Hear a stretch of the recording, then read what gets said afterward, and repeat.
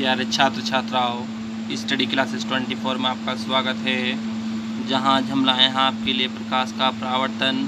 इस चैप्टर में क्या है कि इस चैप्टर का जो नाम है वो है प्रकाश का अपवर्तन। क्या है प्रकाश का अपवर्तन, इसको समझते हैं। अगर जो आपने अभी तक हमारा चैनल सब्सक्राइब नहीं किया है तो हमारे चैनल को सब्सक्राइब कर ले, ताकि आने वाली हर वीडियो का नोटिफिकेशन आप तक पहुंचता रहे। तो आइए समझते हैं प्रकाश का अपवर्तन किसे कहते हैं। क्या है कि प्रकाश का अपवर्तन किसे कहते हैं, या तो आप समझ सकते हैं इसको चित्र पर, या आप समझ सकते हैं इसके परिभाषा से, या आप समझ सकते हैं इसको चित्र से।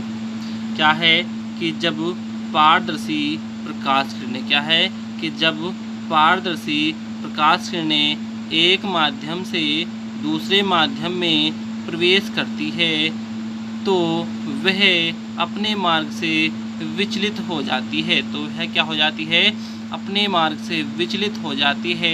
प्रकाश की इस घटना को प्रकाश का अपवर्तन कहते हैं। क्या है कि जब प्रकाश किरणें, क्या है कि जब पारदर्शी प्रकाश किरणें एक माध्यम से दूसरे माध्यम में प्रवेश करती है तो वह अपने मार्ग से विचलित हो जाती है। तो वह अपने मार्ग से विचलित हो जाती है। प्रकाश की इस घटना को प्रकाश का अपवर्तन कहते हैं। देखते हैं इस वीडियो के में जो है इस चैप्टर के चित्र को समझते हैं। क्या लिखेंगे कि जब पारदर्शी प्रकाश किरण, जब पारदर्शी प्रकाश किरण किसी एक माध्यम से दूसरे माध्यम में प्रवेश करती है तो वह अपने मार्ग से विचलित हो जाती है। प्रकाश की इस घटना को प्रकाश का अपवर्तन कहते हैं। इसके मुख्यतः दो नियम होते हैं। इसके क्या होते हैं, इसके मुख्यतः दो नियम होते हैं। आइए समझते हैं कि वे दो नियम कौन से हैं। देखते हैं इस वीडियो में कि इसके जो दो नियम होते हैं वे कौन कौन से होते हैं। यह मुख्यतः दो प्रकार के होते हैं। क्या है कि अपवर्तन के नियम जो होते हैं मुख्यतः दो प्रकार के होते हैं। दो कौन कौन से हैं, देखते हैं कि नंबर 1 पर जो दे रखा है कि आपतित किरण तथा परावर्तित किरण और आपतन बिंदु पर डाला गया अभिलंब तीनों एक ही तल में होते हैं।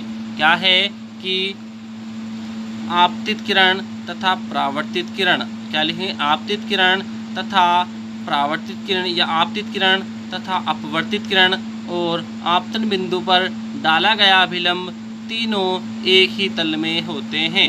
फिर नंबर 2 पे क्या लिखेंगे कि आपतन कोण का मान, आपतन कोण कीजिए तथा परावर्तन कोण कीजिए। आपतन कोण का मान I तथा परावर्तन कोण का मान R सदैव बराबर होता है। आपतन कोण का मान I तथा परावर्तन कोण का मान R सदैव बराबर होता है। तो यह जो नियम होगा इनका, यह दूसरा नियम है। देखते हैं ये दूसरा नियम कि आपतन कोण कीजिए तथा अपवर्तन कोण कीजिए का अनुपात सदैव बराबर होता है। इसको कैसे डिनोट करते हैं कि इसको ही बताते हैं कि साइन I बटे साइन R बराबर किसके, नियतांक के। किसके, नियतांक के। इसमें लिखा हुआ है कि इस नियम को ही, क्या लिखा हुआ है कि इस नियम को ही स्नेल का नियम भी कहते हैं। क्या है कि इस नियम को ही स्नेल का नियम कहते हैं। आपसे ये भी पूछा जा सकता है कि स्नेल का नियम किसे कहते हैं, तो आपको घबराना नहीं है, आपको बता देना है कि प्रकाश के अपवर्तन को ही स्नेल का नियम कहते हैं। क्या है कि प्रकाश के अपवर्तन को ही स्नेल का नियम कहते हैं। अब देखते हैं दूसरा। अब हम जो देखेंगे, अब हम पढ़ेंगे अपवर्तनांक की परिभाषा। क्या है कि अपवर्तनांक जो है कि अपवर्तनांक से आप क्या समझते हैं, क्वेश्चन पूछ लिया जाता है। क्वेश्चन नंबर जो पूछ लिया जाता है ये नंबर में पूछ लिया जाता है 2 नंबर में, कि अपवर्तनांक को जो डिनोट करते हैं वो किससे करते हैं, या पूछ लिया जाता है अपवर्तनांक से आप क्या समझते हैं, परिभाषा लिखिए।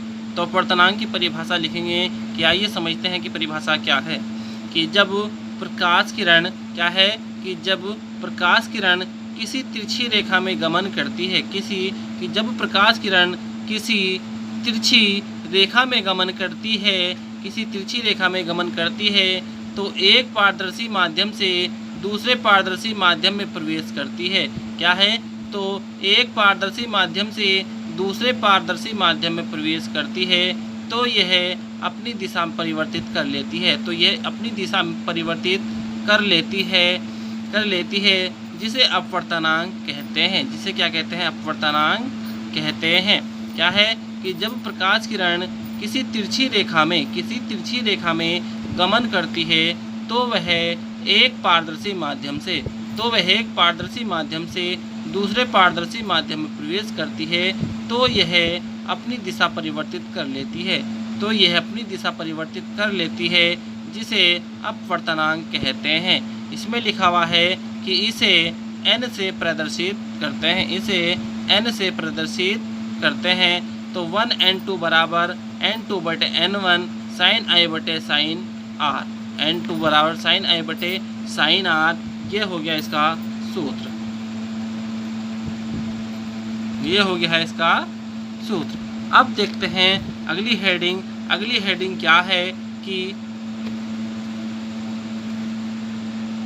अगली जो हेडिंग है वो है कि अपवर्तनांक व प्रकाश की चाल में संबंध। क्या है कि अपवर्तनांक व प्रकाश की चाल में संबंध। क्या है कि अपवर्तनांक व प्रकाश की चाल में संबंध। तो देखते हैं कि अपवर्तनांक और प्रकाश की चाल में जो संबंध है वो क्या है। इसमें लिखा हुआ है कि जब किसी माध्यम का अपवर्तनांक क्या है कि जब किसी माध्यम का अपवर्तनांक वायु में प्रकाश की चाल वे उस माध्यम में प्रकाश की चाल के अनुपात के बराबर होता है इसे n से प्रदर्शित करते हैं। n बराबर हो गया c बटे v। ये जो है c क्या है और v क्या है? तो ये जो है ये वायु में प्रकाश की चाल है और ये जो है ये जल में प्रकाश की चाल है। अगर जो आपसे पूछ ले जाए कि यदि वायु में प्रकाश की चाल इतनी है और जल में प्रकाश की चाल इतनी है तो अपवर्तनांक ज्ञात कीजिए। तो अपवर्तनांक ज्ञात करने के लिए जो हम सूत्र लगाएंगे ये वाला सूत्र लगाएंगे। क्या है कि सबसे पहले बात एक बार और देख लीजिएगा। अगर जो आपको भी पसंद समझ में नहीं आया हो तो आप एक बार से फिर रिवीजन कर लीजिएगा। क्या है कि जब किसी माध्यम का अपवर्तनांक वायु में प्रकाश की चाल वे उस माध्यम में प्रकाश की चाल के अनुपात के बराबर होता है इसे n से प्रदर्शित करते हैं। n बराबर जो सूत्र होता है वो होता है n बराबर c बटे v। अब इसी सूत्र पर आधारित हम क्या काम करते हैं? इसी सूत्र पर आधारित जो करेंगे हम करेंगे सवाल। इसी सूत्र पर आधारित क्या करेंगे हम? सवाल। समझते हैं सवाल क्या है।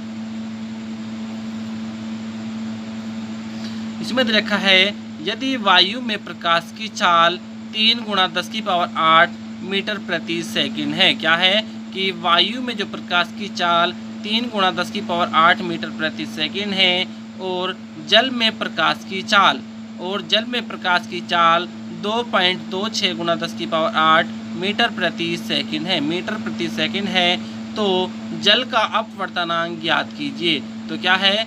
तो जल का अपवर्तनांक ज्ञात कीजिए। तो जल का अपवर्तनांक जो होगा वो क्या होगा आइए समझते हैं इस वीडियो में। इसमें रखा है कि वायु में प्रकाश की चाल c बराबर वायु में प्रकाश की चाल जो होगी वो c का मान होगा कि 3 × 10⁸ मीटर प्रति सेकंड और जल में जो प्रकाश की चाल होगी वो होगी v बराबर 2.26 × 10⁸ मीटर प्रति सेकंड और जल का जो अपवर्तनांक होगा वो होगा n बराबर क्या? अब n बराबर जो सूत्र जानते हैं हम, n बराबर जो सूत्र होता है वो होता है c बटे v।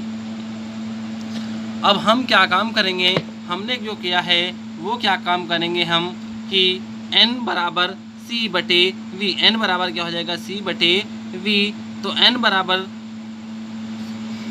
बराबर हमने रखा c बटे v तो सी का जो मान होगा वो होगा हमारा, सबसे पहली बात लिखते हैं इस तरीके से, n बराबर हो गया सी बटे वी। तो हमारा 10 की पावर 8 से 10 की पावर 8 ख़त्म, और मीटर प्रति सेकंड से मीटर प्रति सेकंड ख़त्म। तो हमारा बचा होगा n बराबर 3 बटे 2.26। अब हमें क्या काम करना है, इस पॉइंट को हटाना है, तो ऊपर बढ़ाएंगे हम 0। तो हमारा आ जाएगा n बराबर 30 बटे 2 6, 30 बटे 2 2 6। तो जब हम 206 की भाग करेंगे किसकी, 226 की भाग करेंगे किससे, 30 से, तो हमारा आएगा 0 पॉइंट, क्योंकि 30 से क्या है, 30 कम है 226 से, तो 0 पॉइंट लगा के क्या कर लेंगे, 0 बढ़ा लेंगे। अब 226 का पढ़ा हमारा क्या कर सकते हैं, 30 में पढ़ा जा सकता है। तो इसी तरीके से जो हमारा n बराबर जो आएगा 0.133 मीटर। तो प्यारे बच्चों,